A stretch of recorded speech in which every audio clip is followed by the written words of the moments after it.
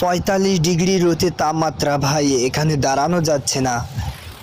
দেখেন এই শ্রমিকেরা এই রোদের মধ্যে তারা কিভাবে কাজ করতেছে।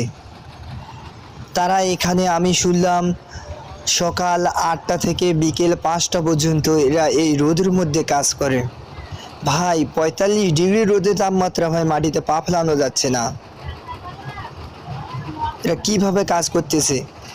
এগুলো হচ্ছে সচরাচর ভারতীয় পাথর, তারপর ভুটান থেকে এই পাথরগুলো আসে। ঠিক আছে, দেখেন এখানে অনেক মিশিং, চারিদিকে শুধু মিশিং আর পাথর আর পাথর।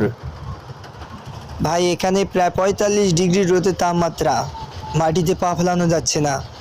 এই শ্রমিকেরা কিভাবে এখানে কাজ করতেছে দেখুন। এটা হচ্ছে মিশিং। এই মেশিনে তারা মাথায় করে পাথরগুলো নিয়ে এসে এখানে ঢালার পর এই মেশিনে ভাঙা হয়। ভাঙার পর এই যে দেখছেন নেট, এই নেটের মুখ দিয়ে এগুলো পাথর পিস পিস হয়ে বাইরে হয়, যেটা যেখানে রাখার দরকার সেটা সেখানে রেখে দেয়। আসলে আমি এই রোদের মধ্যে আর দাঁড়াতে পারছি না। এই দেখেন এটা ইন্ডিয়া গাড়ি, এটা ভারত থেকে এসেছে।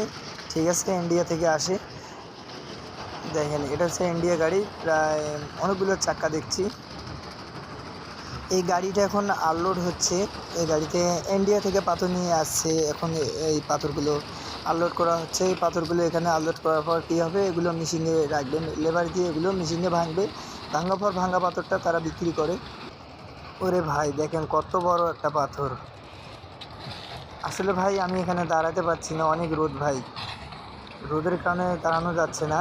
এই যে শ্রমিক ভাইরা দেখেন রোদের মধ্যে কাজ করতেছে, তারা এভাবে গাড়ি খালি করে। এটা হচ্ছে বুড়িমারি স্থলবন্দর। এখানে চারিদিকে যেদিকে যাবেন সেদিকে শুধু পাথর আর পাথর। এখানে হাজার হাজার শ্রমিক কাজ করে।